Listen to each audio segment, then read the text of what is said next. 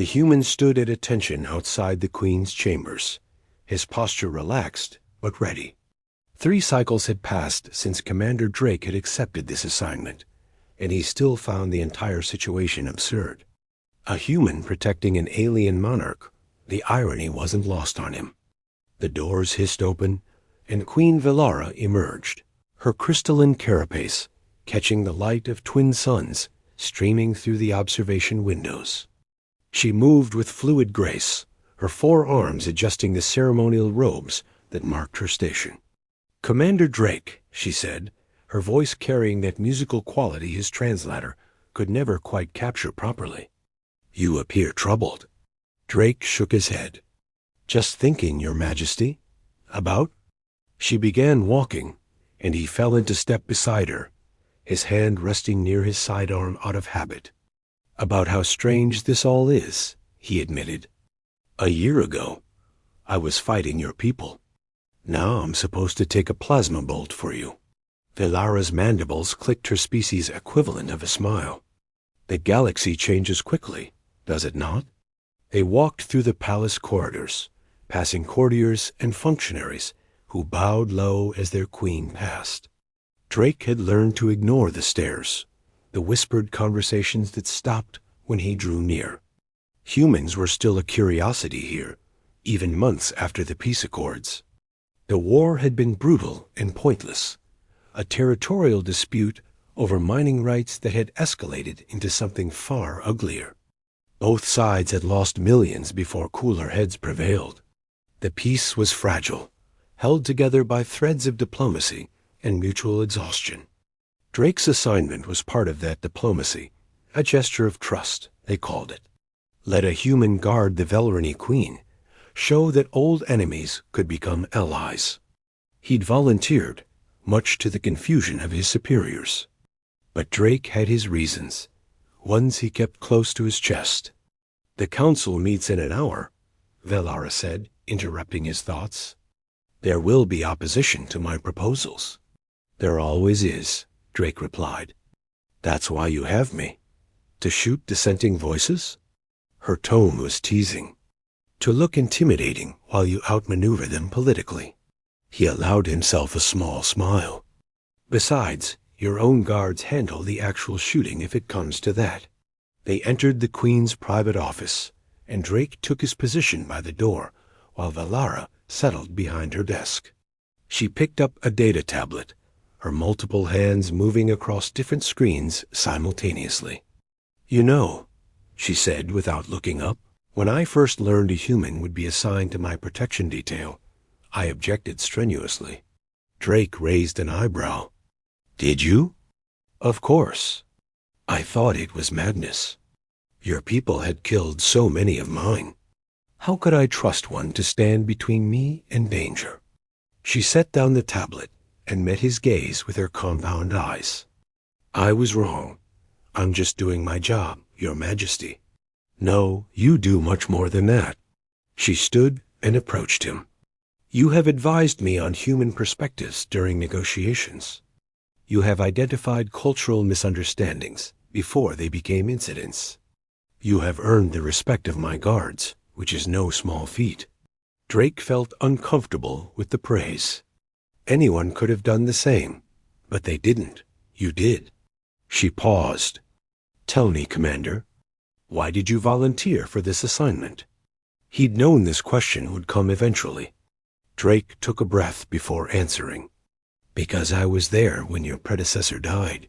Velara's posture stiffened. "You were part of the assault on the palace?" "I was."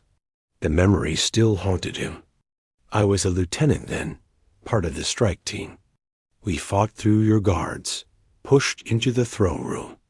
Queen Mara refused to surrender. She died with honor," Velara said quietly. "She died needlessly," Drake corrected. "So did dozens of her guards. So did half my unit. For what? Mining rights on some barren moon?" He shook his head.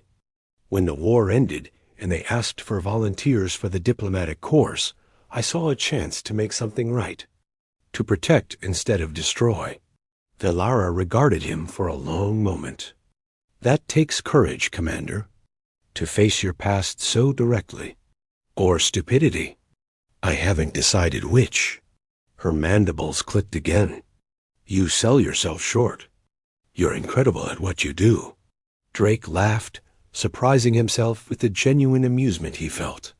You're incredible, he joked. I've seen you negotiate trade agreements that would make career diplomats weep with envy, then turn around and discuss quantum mechanics with your scientists. Meanwhile, I'm just good at standing around looking threatening. Velara's expression shifted, her head tilting in a way Drake had learned meant she was about to say something important. You genuinely believe that, don't you? That you're somehow less than those around you? I'm a soldier, Your Majesty. We're not known for our nuanced thinking. Then you misunderstand what makes someone incredible, she said. It isn't intellectual capacity alone. It's the ability to change, to grow beyond what you were. You were a warrior who brought death. Now you are a guardian who preserves life. That transformation is far more remarkable than any skill I possess. Drake didn't know how to respond to that. He fell back on formality. You're too kind, Your Majesty. I am not kind, Velara said firmly. I am honest. Your people have a saying, do they not? About the courage to change the things you can? The Serenity Prayer, Drake acknowledged. Grant me the serenity to accept the things I cannot change, courage to change the things I can, and wisdom to know the difference. Wisdom to know the difference, Velara repeated. You had that wisdom, Commander. You knew you could not change the past, but you could change the future. That is no small thing.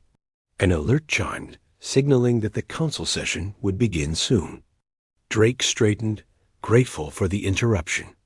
We should go, Your Majesty. The council waits. As they made their way to the chamber, Drake found his thoughts churning. He'd never thought of his choice in such grand terms. He'd simply wanted to do something good to balance the scales even a little bit.